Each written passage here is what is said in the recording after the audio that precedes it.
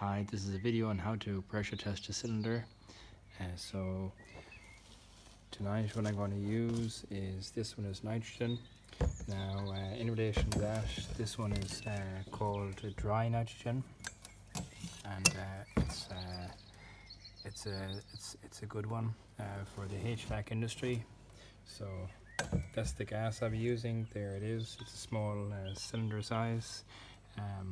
And that comes with 200 bar pressure, which is extremely high, so always be using this one with caution. 200 bar pressure can do untold damage, so just watch out for that one. And then it's going to come through a nitrogen regulator, and then after that it goes up into the gauge manifold. It'll come up on the common line into this one, and then we'd release it down on this line, and we'll be able to monitor it with the pressure which we're doing this with. It'll travel down then into our cylinder. This is the cylinder we're going to pressure test. This cylinder will be used to recover some gas. So before we do put it into service, we're going to pressure test it to ensure it's not leaking first of all. So the points you want to test the integrity of is typically down here on the collar. It's just down there. That's where they can go, as in leak. And then other points are there's a little gasket in here behind this that can also go, or sometimes very simply these valves in here, just the inner valve in there, they can actually pass as well, what it's called. And then very uncommon, there might be some rust in the bottom of the cylinder, and the metal could have corroded a bit, but anyways, so let's just pressure test it. So we're going to wind up the regulator so it's fully closed. So in other words, no nitro, which is short for nitrogen, can pass through the regulator. So now it's fully closed because it's going anti-clockwise. Now on the top here it says open, so we're going to open this. Just go with the arrow. There we go. It's open now. And then this gauge here, when this camera starts to focus, there we go. So this gauge tells us there's approximately 50 bar pressure in this cylinder. So that's how much pressure is left in it.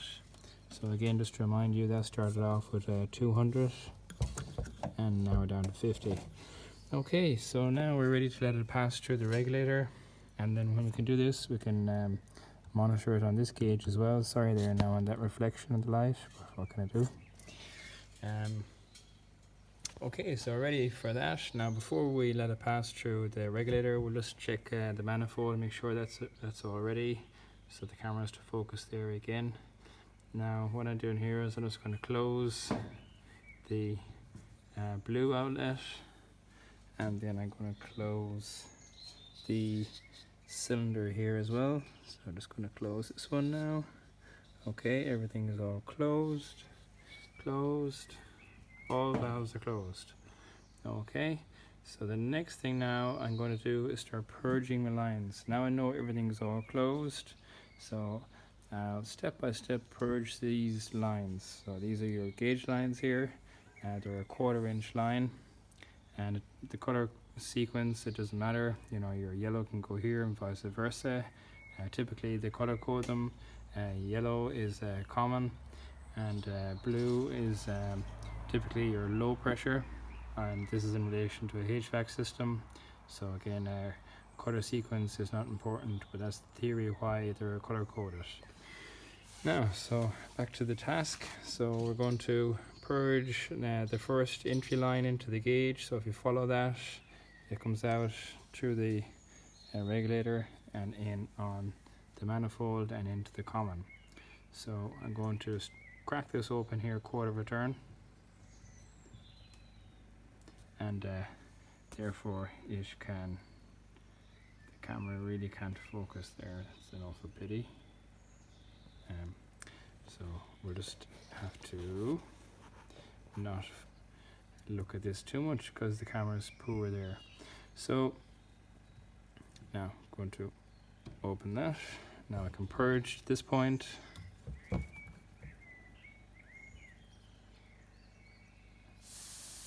There we go, it's purging, and I'm going to keep that purging now for the moment. I'm going to do this all in one go. I'm going to crack it down here. Sound very tight.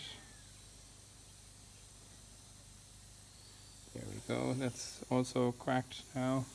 Because it's a nylon, you can't go a quarter of a turn because they bind together. So that's why I had to turn that one a couple of times. So now I can open, so it's purging now into the manifold. So now I'm going to open it here. That's 3/4 opened. And now we should get purge out here if we do this correctly. So close that. Yep. There you go. You can feel the coming out. So now close this. There's a little leak here. There we go. So the system is all tight. Very good. Okay, then check all your fittings. So tight, tight, tight, tight, and tight. Okay, now you can see it just building there on this one. So we're just going to focus on the bar, BAR, and then we're going to ignore the rest of these dials for now. So anyways, it's slowly building there at 1 bar. So now we know we're 1 bar in our lines. Again, this is what we're calling the lines. So I'm going to, first of all, I'm going to bump that up now, just for the fun of it, bump it up to 3 bar. Okay, so we are ready to go there at 3 bar, approximately. Still, it'll still slowly build, you know. It's not has to be, doesn't have to be critical. So now we're ready to go at 3 bar. So therefore, simply just open this. Okay. Now that vessel will take a lot of nitro. This small cylinder would be no match for this really. But again, we're just testing our fittings, so we don't need to. We do not need to go crazy at this. Okay, so how are we going here? We can try to let this camera focus again. See, we're going to lose our nitro vessel pressure now on this pressure test. It looks like it's dropping there quite quickly. And then this is what we have here, would say now in our cylinder, because this would be true to the cylinder, and this would be true to the nitro. So we're dropping there crazy. So let's just check it again. We're sitting there at 1 bar.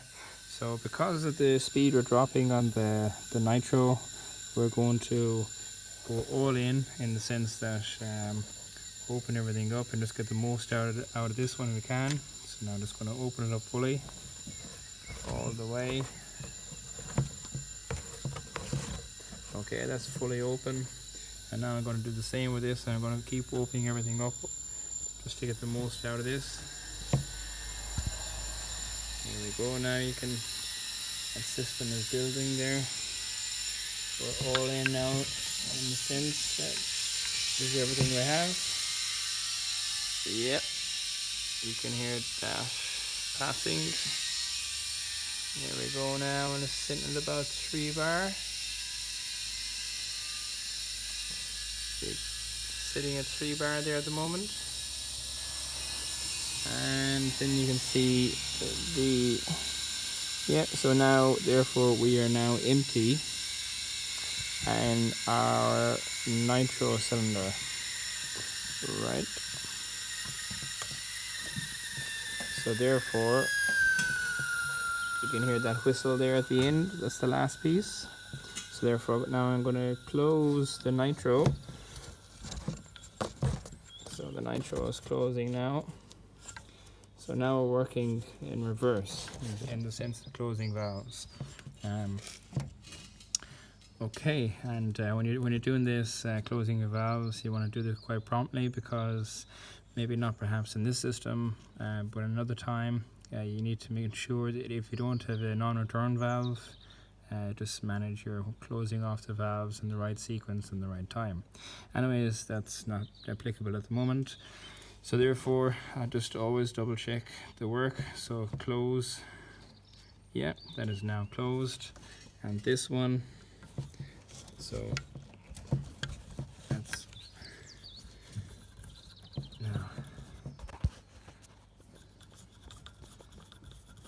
that's closed as well, which is all the way up. Yeah. Okay.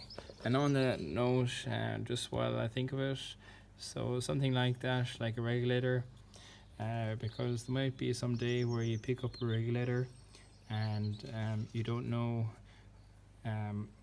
where this has been left at in the last usage, such as it might have been fully opened or whatever, you know, opened a small amount, and therefore when you do connect it up, you're going to supply that pressure through the regulator at the preset value.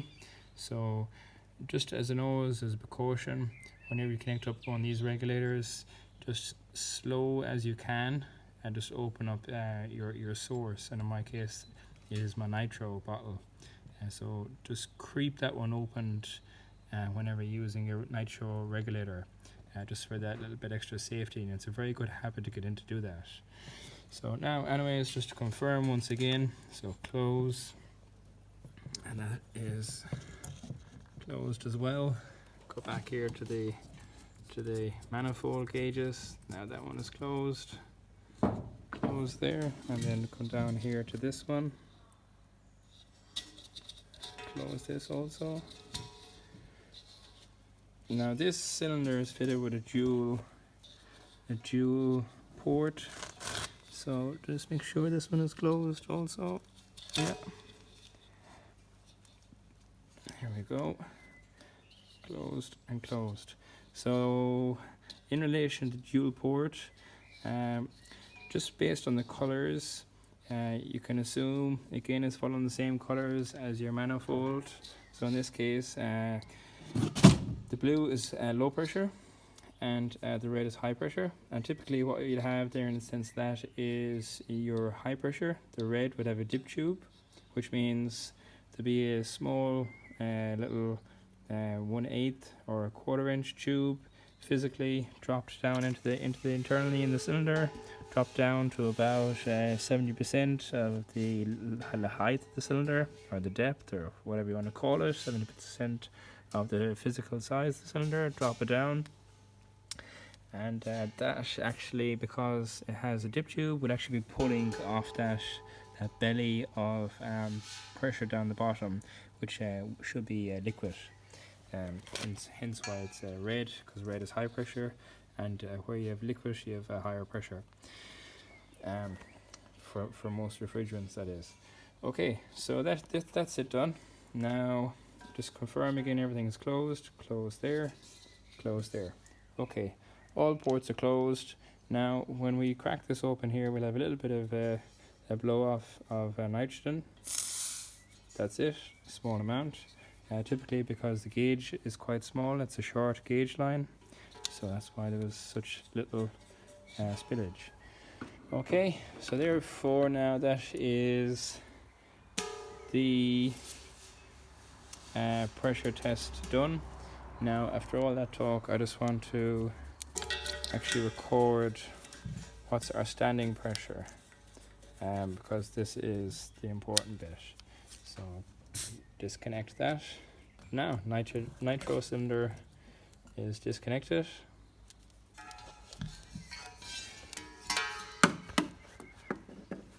And we're at 0, just to confirm that. Yes, we are.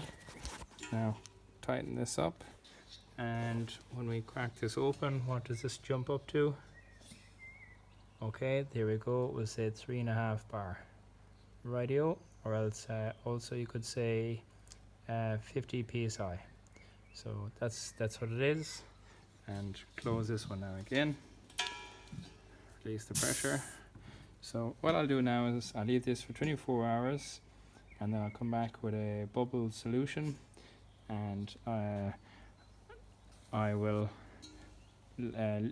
bubble solution my weak points. But before I do that, I'll just simply reconnect the gauge and see, do I have a standing pressure 3.5 bar. Now I know someone's going to say that oh, there might only be a leak at 10 bar. That is true, and that is true. And look, I guess when I get a bigger cylinder of nitro, I'll come back and I'll do that. But as of now, I know it's just a simple test, just to simply test it with what I have, which means I can crack on for now. Okay, take care.